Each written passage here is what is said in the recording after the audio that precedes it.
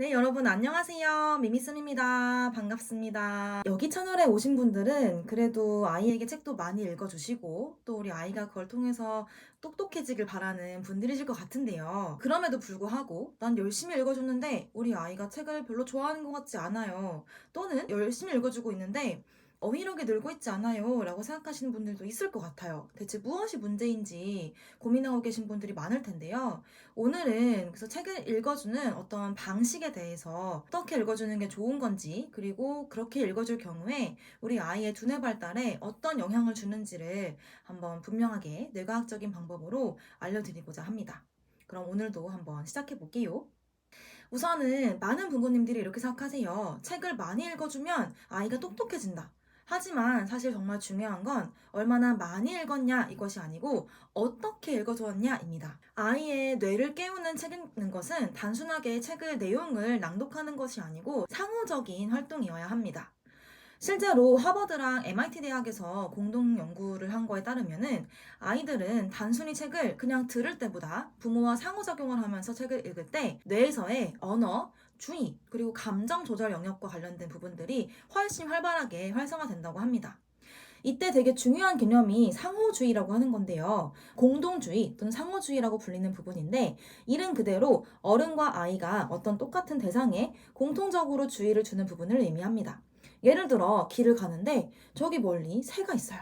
엄마가 그 새를 보면서 저기 봐봐 새가 있네 라고 할 경우에 엄마와 아이가 공통적인 대상을 바라보면서 저것은 새야 라고 말하는 부분들이 바로 상호주의를 할 수 있는 환경을 의미합니다.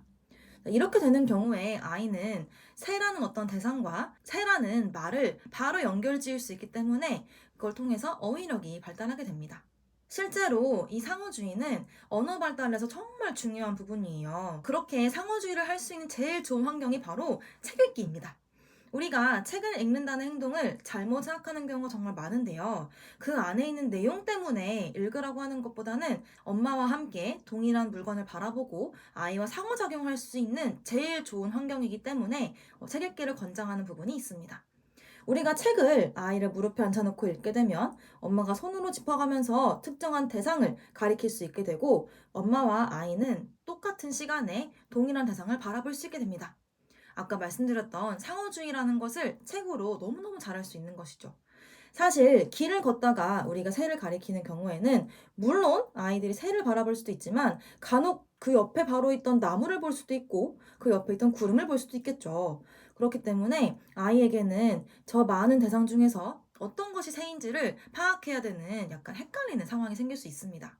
하지만 책 읽기를 한다면 책에 나와 있는 그림을, 움직이지 않고 있는 그림을 엄마가 가리키면서 어떤 어휘를 알려줄 수 있기 때문에 아이의 어휘 발달이 아주 빠르게 진행됩니다. 그랬다고 해서 여러분, 여기 나와 있는 그 모든 것을 이건 뭐야? 이건 뭐야? 이렇게 물어보는 건 전혀 좋지 않습니다. 아이에게 책을 통해서 어휘를 알려주되 상호작용을 해야 되는 게 정말 중요한데요. 정말 많은 분들이 책을 읽으실 때 그 내용에 집중을 해서 읽어주십니다. 곰 세 마리가 한 집에 있었습니다. 엄마 곰이 있고 아빠 곰이 있고 아이 곰이 있고. 자, 이럴 경우 중간에 아이가 갑자기 끼어들 수도 있겠죠. 엄마 여기 뭐가 있어요? 엄마 여기 얘는 왜 이러고 있는 걸까요? 자, 이런 질문을 할 경우에 어떤 부모님께서는 이 책을 빨리 끝내야 한다는 생각 때문에 잠깐만 기다려봐 끝까지 읽고 해보자 라는 식으로 아이가 물어보는 것을 끊는 경우도 상당히 많습니다. 사실은 이런 경우에 아이와 끊임없이 상호작용하는 것이 정말 중요한데요. 엄마가 먼저 아이에게 어떤 수동적인 자극만 주는 것이 아니고 이런 식으로 물어보는 거죠. 여기 곰이 세 마리 있네? 누가 제일 큰 것 같아? 또는 세 마리라고 말씀하시기 전에 아이에게 직접 세보게 할 수도 있겠죠. 여기 곰이 있는데 모두 몇 마리가 있을까? 아이가 직접 세도록 만드는 것도 아주 좋은 방법입니다. 또는 곰을 바라보고 아이에게 이 곰이 무엇을 들고 있는 것 같아? 왜 이걸 들고 있을까? 이런 식으로 아이가 함께 시선을 따라갈 수 있게 만들고 그리고 그 질문을 통해서 아이가 직접 대화를 쭉 이어갈 수 있게 만들면 그 자체가 바로 최상의 상호주의를 할 수 있는 상태라고 할 수 있습니다. 아주 간단하게 잘 읽는 방법을 정리해드리자면은 첫 번째는 질문을 많이 던져주세요. 이게 뭐야? 라는 질문보다는 다음엔 어떻게 될까? 왜 이런 일이 생겼을까? 얘는 여기서 어떤 기분이 드는 것 같아? 이런 식으로 조금 어려울 수 있지만 일부러 생각할 수 있는 질문들을 많이 하실수록 아이는 실제로 생각을 많이 하게 되고 그걸 통해서 아이도 자기 생각을 발달시키고 또 거기에 필요한 어휘를 엄마가 직접 알려줄 수 있는 상황을 만들 수 있기 때문에 어휘 발달도 쑥쑥 올라가게 됩니다. 두 번째는 제가 다른 영상에서도 말씀드렸는데요. 아이에게 직접 페이지를 넘기도록 해주세요.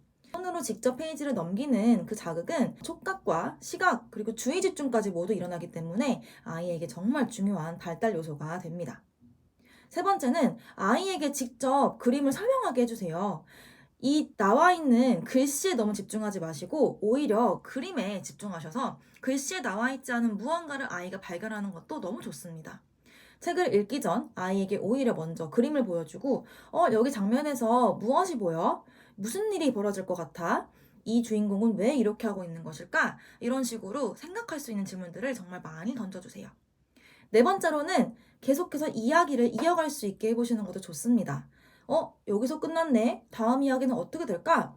우리 한번 생각해 볼까? 너가 한번 상상해봐. 이런 식으로 아이가 끊임없이 생각하게 만드는 게 뇌 발달에 아주 중요한 부분이에요. 방금 말씀드린 내용은 영유아기 아이들에게 적용되는 부분이기도 하지만 실제로 조금 더 성장한 초등학교 저학년 아이들에게도 충분히 적용할 수 있는 부분입니다. 사실적인 읽기보다는 추론도 함께 할 수 있는 부분이 정말 중요한데요. 논술학원 가기 전에 집에서 직접 엄마와 함께 끊임없이 책에 대해서 얘기해보고 자기 생각을 편하게 얘기할 수 있는 부분이 아이 발달에 정말 중요한 부분이라고 할 수 있습니다. 다시 한번 정리하자면 책을 정말 많이 읽어주는 것도 좋지만 아이와 함께 집중하고 그리고 같이 소통하고 같은 걸 바라보는 시간이 사실 아이의 언어 능력과 문해력을 키워주는 부분입니다. 오늘부터는 이렇게 읽어주세요. 내용만 읽어주지 마시고 읽어주기에서 함께 보기로, 설명하기에서 질문하고 거기에 반응하기, 이걸 통해서 아이의 두뇌는 바로 그 순간 자기에게 의미 있는 정보를 저장하기 시작합니다. 이 영상을 보신 여러분의 책 육아가 아이와 마음의 머리를 동시에 키울 수 있는 진정한 상호작용의 시간이 되길 정말 바랍니다. 한번 해보시고 어떠셨는지 댓글로 남겨주세요. 도움이 되셨다면 좋아요, 구독도 부탁드리고요. 앞으로 계속 뇌과학과 책육아 그리고 문해력 발달에 대한 이야기 많이 드리도록 하겠습니다. 감사합니다.